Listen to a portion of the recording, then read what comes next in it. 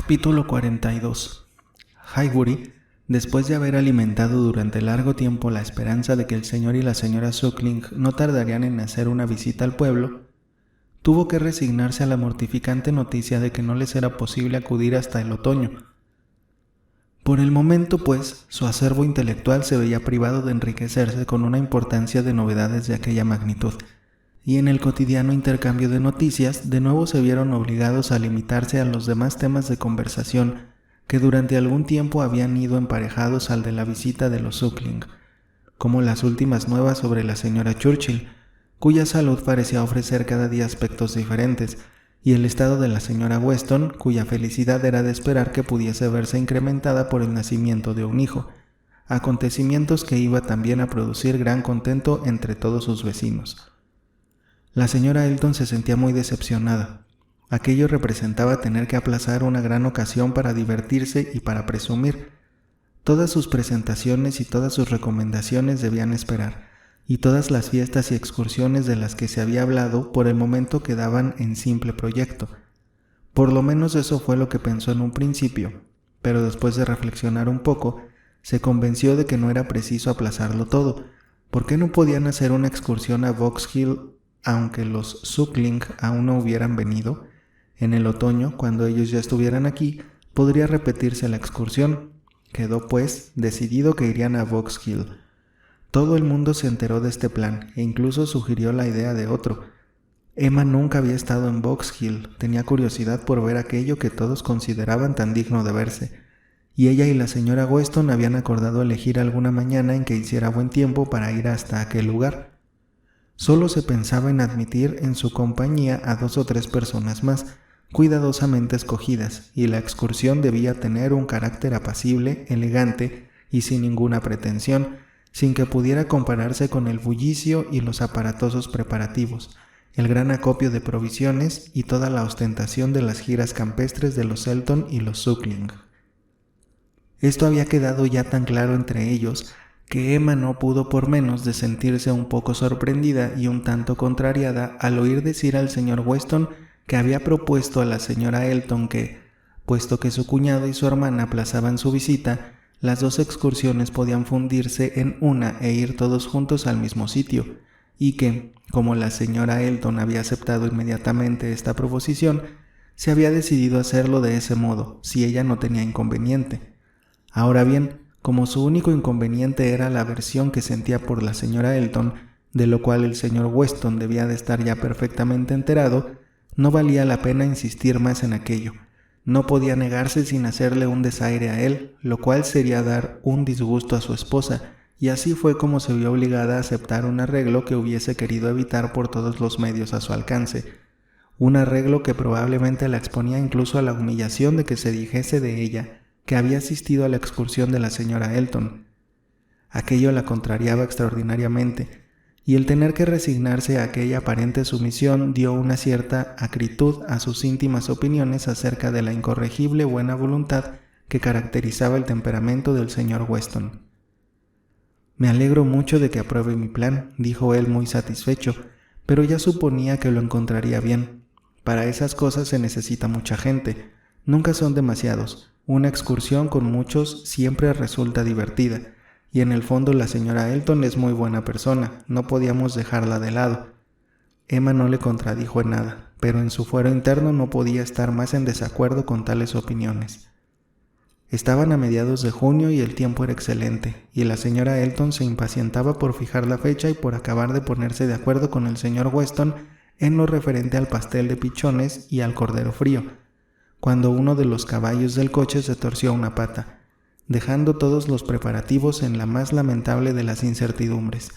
Antes de que el caballo pudiera volver a utilizarse podían pasar semanas o tal vez solo unos pocos días, pero no podían arriesgarse a preparar nada, y todos los planes quedaron aplazados en medio de la desolación general.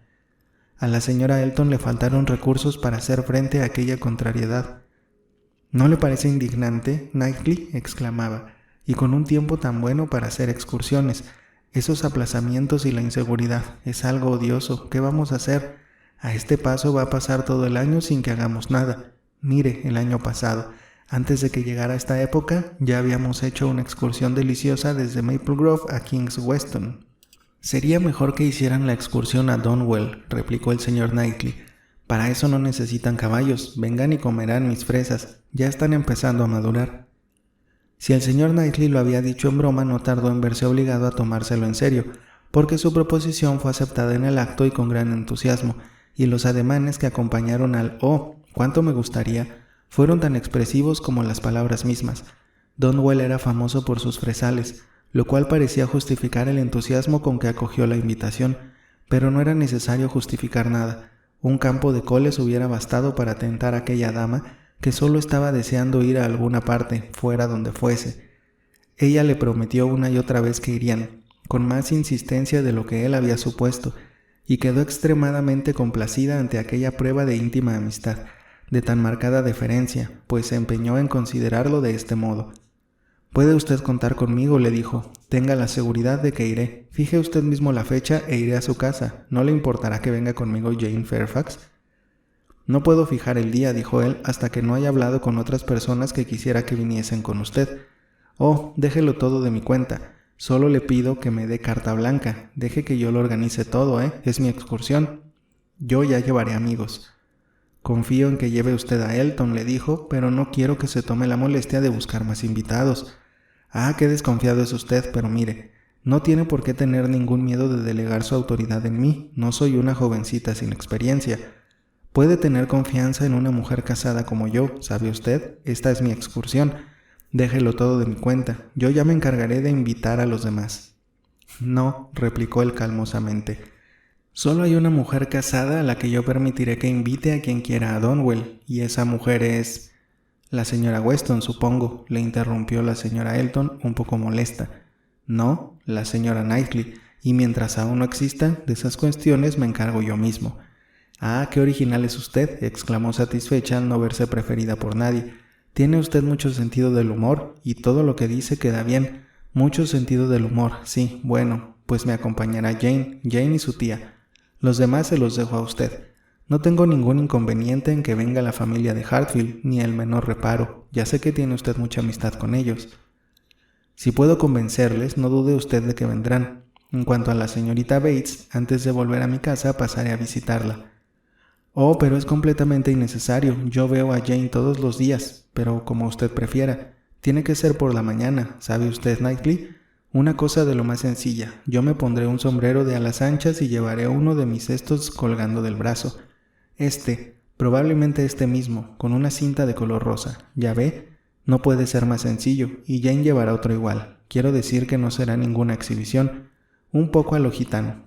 Pasearemos por sus jardines, nosotros mismos cogeremos las fresas y nos sentaremos debajo de un árbol.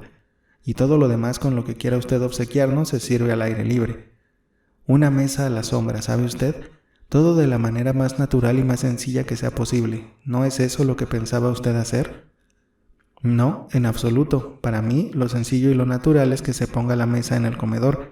A mi entender, la naturalidad y la sencillez de los caballeros y las damas, junto con sus criados y los muebles, se observa mejor cuando las comidas se sirven dentro de casa.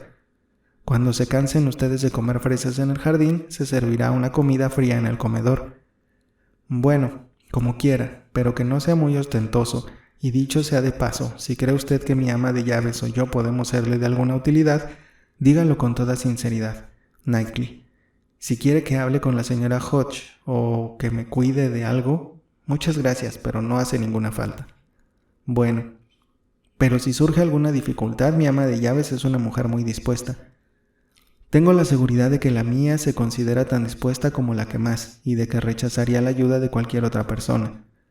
Me gustaría que tuviéramos borricos. Todas nosotras podríamos ir montadas en borriquillos, Jane, la señorita Bates y yo, y mi caro esposo, andando a mi lado. Sí, tengo que hablar con él para que compre un borrico. Viviendo en el campo me parece una cosa muy necesaria, porque aunque una mujer tenga muchos recursos, no es posible que se quede siempre encerrada en casa, y ya sabe usted, para dar paseos largos. En verano hay polvo y en invierno todo es barro. En el camino de Highbury a Donwell no encontrará usted ni una cosa ni otra. Es un camino en el que nunca hay polvo y ahora no puede estar más seco. De todas maneras, si lo prefiere, venga montada en un borrico. Puedo pedirlo prestado a la señora Cole, Quisiera que todo fuera tan a su gusto como fuese posible. Ah, de eso sí que estoy segura. No crea que no sé apreciar sus cualidades, mi buen amigo. Ya sé que bajo esa especie de sequedad y de modales un poco bruscos oculta usted un gran corazón. Como le digo siempre al señor E., tiene usted un gran sentido del humor. Sí, créame, Knightley. Me doy perfectamente cuenta de la deferencia que ha tenido conmigo al imaginar todo ese plan. Ha elegido usted la cosa que más me complace.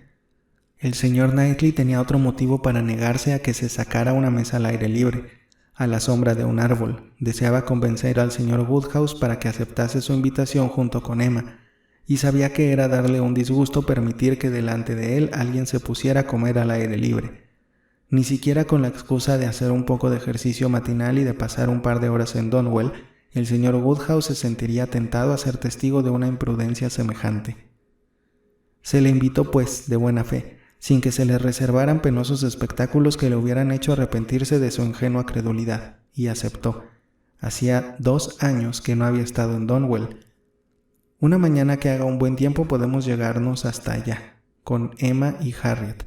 Yo me quedo sentado charlando tranquilamente con la señora Weston, mientras ellas dan un paseo por los jardines. No creo que haya mucha humedad en esas horas del mediodía. Me gustaría mucho volver a ver aquella casa y charlar con el señor y la señora Elton y otros amigos. No tengo ningún inconveniente en ir con Emma y Harriet, con tal de que sea una mañana en que haga un tiempo muy bueno. El señor Knightley ha tenido una gran idea al invitarnos, es muy amable de su parte, es una gran persona, y es mucho mejor así que no comer al aire libre. No me gustan las comidas al aire libre. El señor Knightley tuvo la buena suerte de que todo el mundo aceptara con gran entusiasmo su ofrecimiento. La invitación fue tan bien acogida por todos que parecía como si, al igual que la señora Elton, cada cual considerase el plan como una especie de deferencia que se tenía con ellos. Emma y Harriet esperaban pasar un día muy divertido, y el señor Weston, sin que se lo pidieran, prometió hacer todo lo posible para que Frank pudiese también acompañarles. Una demostración de agrado y de gratitud que hubiese podido ahorrarse, ya que entonces el señor Knightley se vio obligado a decir que se alegraría mucho de que pudiera venir, y el señor Weston se comprometió a escribirle sin pérdida de tiempo y a no escatimar argumentos para convencerle para que viniese.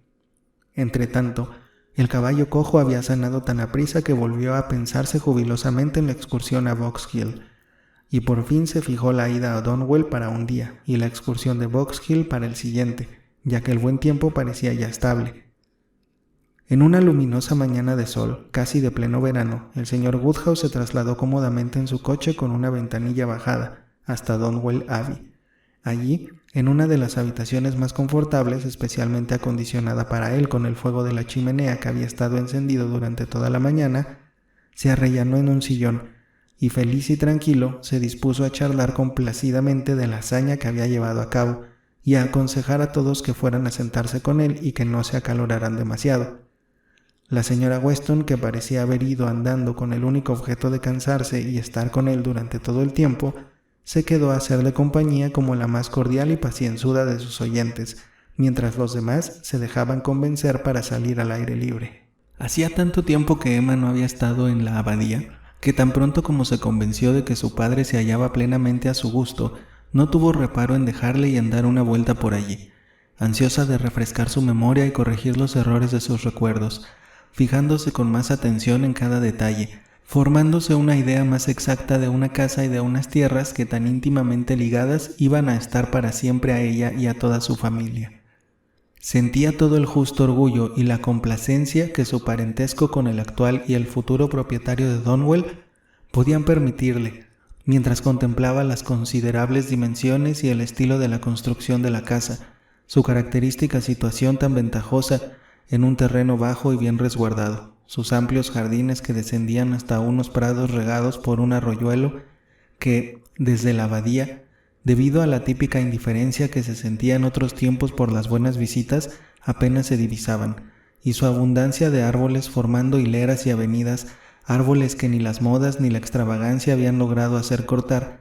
La casa era mayor que la de Hartfield y totalmente distinta. Ocupaba una gran extensión de terreno de forma irregular y contenía muchas estancias cómodas y 1 o 2 realmente magníficas. Era exactamente lo que debía ser, y parecía lo que era. Emma, contemplándola, sentía crecer el respeto que sentía por ella, como la casa solariega de una familia de auténtico abolengo, intachable tanto desde el punto de vista de la sangre como desde el de la inteligencia. John Knightley tenía ciertos defectos de carácter, pero al casarse con él Isabel había hecho una boda excepcionalmente buena. Ni el apellido, ni la familia, ni los bienes de ella desmerecían al lado de los de su marido. Estos eran pensamientos agradables, y Emma, mientras paseaba, iba paladeándolos hasta que le fue necesario imitar a los demás e ir a reunirse con ellos en los Fresales. Allí se habían reunido todos, exceptuando a Frank Churchill, que se esperaba llegase de Richmond de un momento a otro, y la señora Elton, agresivamente feliz, con su sombrero ancho y su cestita, abría la marcha, sin consentir que se le pensara ni hablara de otra cosa que no fueran fresas, y solo fresas. Es la fruta mejor que se cría en Inglaterra, la que prefiere todo el mundo. Siempre sienta bien. Estos son los mejores fresales, las fresas de mejor clase. Es delicioso cogerlas una misma. Es la única manera de disfrutarlas de veras. Desde luego la mañana es la mejor hora. Nunca me cansan. Todas las clases son buenas, pero la Hautboy es infinitamente superior a las demás. No pueden compararse. Las demás apenas son comestibles, pero hay muy pocas Hautboy. Prefieren las de Chile. Las blancas son las que tienen más perfume a bosque. El precio de las fresas en Londres. Abundan en la región de Bristol, Maple Grove, cultivos, fresales cuando tienen que renovarse. Los jardineros opinan todo lo contrario. No hay una norma general.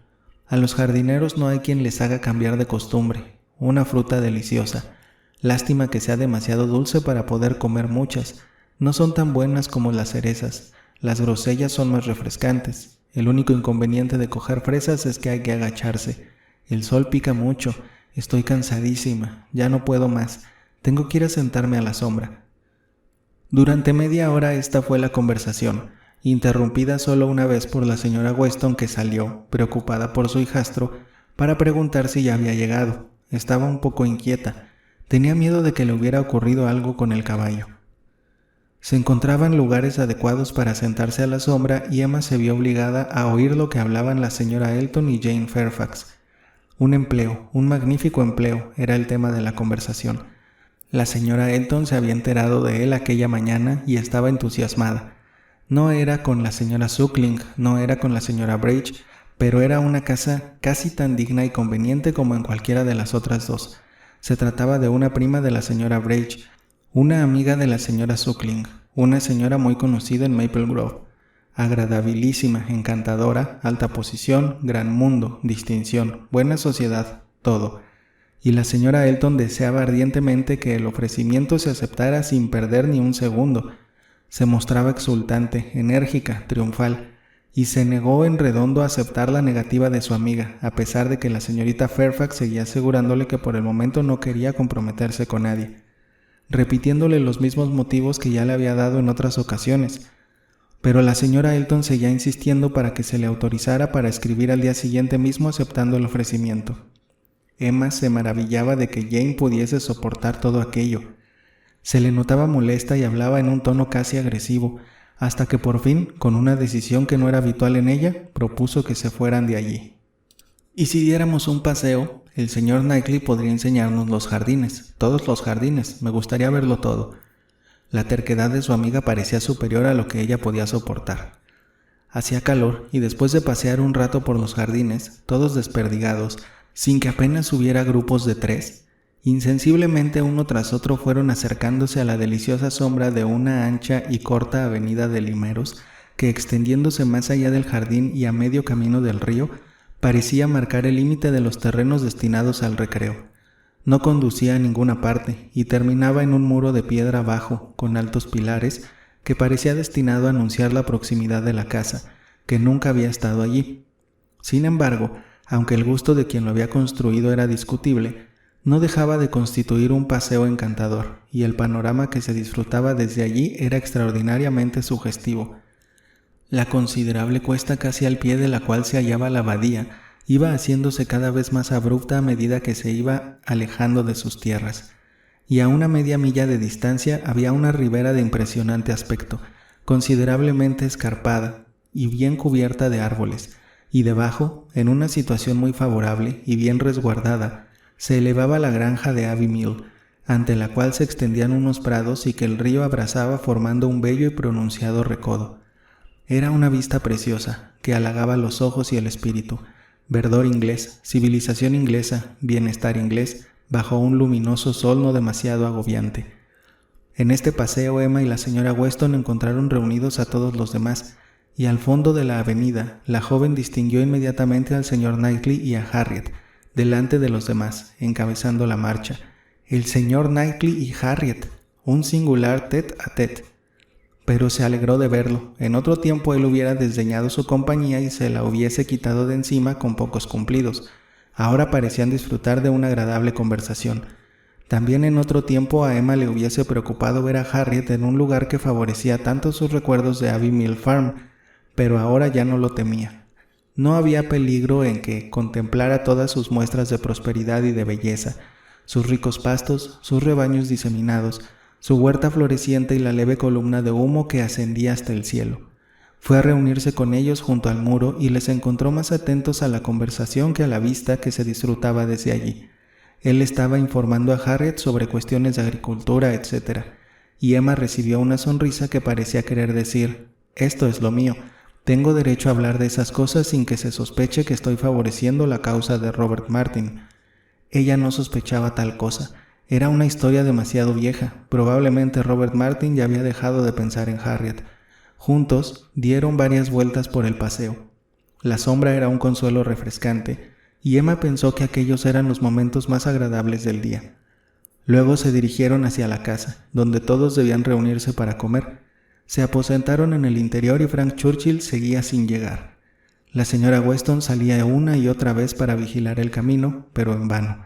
Su esposo no quería reconocer que estaba intranquilo y se reía de sus temores, pero ella no podía por menos de formular el deseo de que no hubiese venido en su yegua negra. El joven les había asegurado con toda certeza que iría. Su tía había mejorado tanto que no tenía la menor duda de que se conseguiría el permiso para irse. Pero como muchos recordaron a su madrastra, el estado de salud de la señora Churchill era propicio a cualquier variación inesperada que podía frustrar la más razonable esperanza de su sobrino. Y por fin convencieron a la señora Weston de que pensara, o al menos dijera, que no había podido acudir debido a alguna súbita indisposición de la señora Churchill. Mientras se discutía este asunto, Emma no perdía de vista a Harriet, pero la muchacha parecía indiferente y no delataba ninguna emoción. Una vez terminada la comida fría, todos volvieron a salir para visitar lo que aún les faltaba por ver, los estanques de la antigua abadía, o tal vez llegar hasta el prado de los tréboles, que iba a empezar a guadañarse al día siguiente, o, en cualquier caso, tener el placer de acalorarse para poder refrescarse luego. El señor Woodhouse, que ya había dado una pequeña vuelta por la parte más allá de los jardines, en donde ni siquiera él tuvo la sensación de notar la humedad del río, ya no volvió a moverse, y su hija decidió quedarse a hacerle compañía para que la señora Weston aceptara salir con su marido, hacer un poco de ejercicio y tener la distracción que su estado de ánimo parecía necesitar en aquellos momentos. El señor Knightley había hecho todo lo posible para que el señor Woodhouse no se aburriera. Libros de grabados, cajones de medallas, camafeos, corales, conchas y todas las demás colecciones familiares que había en la casa se sacaron para que su viejo amigo se distrajese durante la mañana, y su solicitud obtuvo el resultado deseado. El señor Woodhouse había estado muy entretenido, la señora Weston había estado enseñándoselo todo, y ahora él se lo enseñaría a Emma. Por fortuna del buen señor solo se parecía a los niños en su total falta de criterio para apreciar lo que veía, pues era lento, constante y metódico. Sin embargo, antes de que empezara este repaso, Emma salió al vestíbulo para contemplar unos momentos con toda tranquilidad la entrada de la casa y las tierras inmediatas a ella. Pero apenas estuvo allí, apareció Jane Fairfax, que venía del jardín a grandes pasos como si huyera de alguien. Como no esperaba encontrar tan pronto a la señorita Woodhouse, al principio se sobresaltó un poco, pero precisamente la señorita Woodhouse era la persona a quien andaba buscando. «Por favor», dijo, «¿sería tan amable de decirles cuando me echen de menos que me he ido a casa? Me voy ahora mismo. Mi tía no se da cuenta de lo tarde que es y de que hace ya demasiado tiempo que estamos ausentes, pero estoy segura de que mi abuela nos echará de menos y prefiero irme ahora mismo. No he dicho nada a nadie, sería ocasionarles molestias y hacer que se preocuparan. Unos han ido a ver los estanques y otros están en el paseo de los limeros. Hasta que vuelvan no me echarán de menos, y entonces, ¿tendrá usted la bondad de decirles que me he ido? Desde luego, si eso es lo que desea, pero ¿no va a volver a Highbury andando y sola? Sí, no hay ningún peligro, yo ando deprisa, en 20 minutos estoy en mi casa.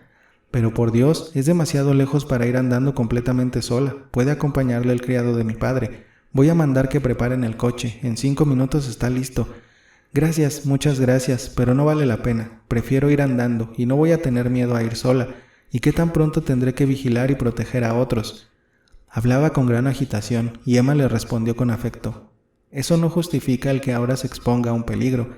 Voy a hacer que preparen el coche. Incluso el calor puede perjudicarla. Ya está cansada. Sí, respondió ella, sí estoy cansada, pero no es la clase de cansancio. Andar a prisa me sentará bien. Señorita Woodhouse, todos sabemos lo que es estar a veces cansado de espíritu, y confieso que ahora mis ánimos están agotados. El mayor favor que puede hacerme es dejar que me vaya sola y solo decir que me he ido cuando sea necesario. Emma no podía decirle nada más. Se hacía cargo de lo que le ocurría, e identificándose con sus sentimientos, le instó a que abandonara la casa inmediatamente, y con el celo de una amiga le ayudó a salir sin ser vista. Al despedirse, Jane le miró con gratitud, y las palabras que pronunció: «Oh, señorita Woodhouse, a veces, qué consuelo poder estar sola», parecían brotar de un corazón atribulado y expresar algo de la continua tensión en que se hallaba, incluso entre las personas que más la querían. «Con una casa como aquella, y con aquella tía», se dijo Emma, mientras volvía a entrar en el vestíbulo, «te compadezco, y cuanta más sensibilidad muestras para todos estos horrores, más cariño te tengo». Apenas hacía un cuarto de hora que Jane se había ido y que padre e hija no habían hecho más que ver unas cuantas vistas de la plaza de San Marcos de Venecia cuando Frank Churchill entró en la estancia. Emma no había estado pensando en él, se había olvidado de pensar en él, pero se alegró mucho al verle. La señora Weston se tranquilizaría. La yegua negra no tenía la culpa de nada. Habían tenido razón al suponer que la señora Churchill había sido el motivo. Se había retrasado debido a un empeoramiento temporal de su salud, un ataque de nervios que había durado varias horas, y el joven abandonó la idea de su partida hasta muy tarde, y, según dijo, de haber previsto el calor que le esperaba durante el camino, y que a pesar de todas sus prisas iba a llegar tan tarde, no hubiese venido. Había pasado un calor horroroso, nunca había tenido tanto, casi había deseado haberse quedado en casa. El calor era lo que más le incomodaba, era capaz de resistir todo el frío del mundo, pero el calor no podía sufrirlo, y se sentó a la mayor distancia posible de los rescoldos del fuego de la chimenea del señor Woodhouse con un aspecto realmente lamentable. «Si no hace ejercicio», dijo Emma, «enseguida se le pasará el calor». «Apenas se me haya pasado el calor tendré que regresar. Podía ahorrarme perfectamente el venir, pero se empeñaron tanto. Supongo que ya no tardarán mucho en irse. Ya deben de estar despidiéndose. Al venir encontré a alguien que se iba. ¡Qué locura con ese tiempo! Hay que estar loco de remate». Emma le escuchaba, le miraba y no tardó en darse cuenta de que el estado de ánimo de Frank Churchill podía definirse con la expresiva frase de que estaba de un humor de perros. Hay personas que cuando tienen calor son intratables, y él debía de ser una de esas, y como sabía que comer y beber a menudo alivian esos estados accidentales de mal humor, le recomendó que tomara algo. En el comedor encontraría abundancia de todo, y le señaló afectuosamente la puerta. No quiero comer, no tengo apetito, aún tendría más calor». Sin embargo, al cabo de 2 minutos empezó a pasársele el enfado y murmurando entre dientes algo sobre la cerveza Pruch, salió de la estancia. Emma volvió a dedicar toda la atención a su padre diciendo para sus adentros: «Me alegro de no estar enamorada de él. No me gustan los hombres que se ponen de mal humor porque una mañana se acaloran. Tiene un carácter más suave y no le preocupan esas cosas». Tardó el tiempo más que suficiente para haber hecho una comida considerable y regresó mucho mejor, ya sin acaloramiento y con buenos modales, como era costumbre en él, capaz de acercar una silla donde ellos se encontraban e interesarse por lo que estaban haciendo, y lamentarse de un modo más razonable que fuera tan tarde. No estaba de muy buen humor, pero parecía hacer esfuerzos por estarlo, y por fin consiguió hablar de naderías de un modo muy agradable. Estaban contemplando unas vistas de Suiza. «Tan pronto como mi tía se reponga me iré al extranjero», dijo. «No me quedaré tranquilo hasta haber visto alguno de estos lugares.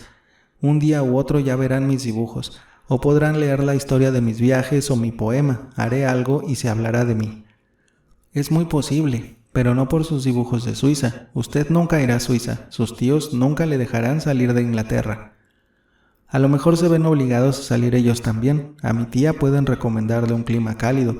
No dejo de tener esperanzas de que todos nos vayamos al extranjero.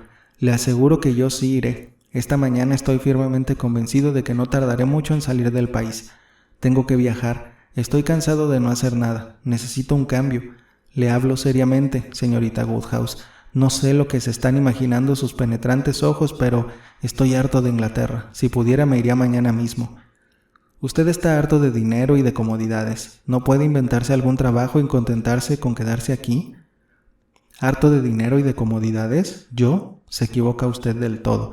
No me considero una persona con dinero ni con comodidades. En el aspecto material me sale mal todo. No creo ser una persona afortunada. Sin embargo, ya no es usted tan desgraciado como cuando llegó. Vaya a comer y a beber un poco más y se sentirá perfectamente. Otra tajada de carne fría, otro vaso de vino de madera con un poco de agua y se sentirá usted casi tan bien como el resto de nosotros. No, prefiero no moverme. Me quedo al lado de usted. Usted es mi mejor medicina. Mañana vamos a Box Hill. ¿Vendrá usted? Supongo. No es Suiza, pero para un joven que desea tanto cambiar, algo es algo. ¿Se quedará usted y vendrá con nosotros? No, desde luego que no. Regresaré a casa con el fresco de la tarde. Pero puedo volver a venir mañana con el fresco de las primeras horas. No, no valdría la pena. Si vengo estaré de mal humor. Entonces, por favor, quédese en Richmond. Pero si me quedo aún estaré de peor humor. No puedo sufrir el pensar que todos ustedes estarán allí sin mí. Estos son problemas que debe usted de resolver por sí mismo. Elija su grado de mal humor. Yo ya no volveré a insistir. El resto de los invitados empezaba a regresar y pronto estuvieron todos reunidos. Algunos se alegraron mucho de ver a Frank Churchill. Otros manifestaron menos entusiasmo.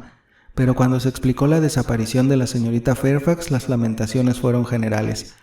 Ya era hora de que todos se fueran cuando cesaron los comentarios, y después de ponerse rápidamente de acuerdo sobre el plan del día siguiente, cada cual se fue por su lado. La contrariedad de Frank Churchill al sentirse excluido de todo aquello fue en aumento, hasta el punto de que sus últimas palabras a Emma fueron: «Bueno, si quiere usted que me quede y mañana vaya con los demás, me quedaré». Ella le sonrió en señal de asentimiento, y solo una orden de Richmond hubiese podido hacerle regresar con sus tíos antes de la tarde del día siguiente.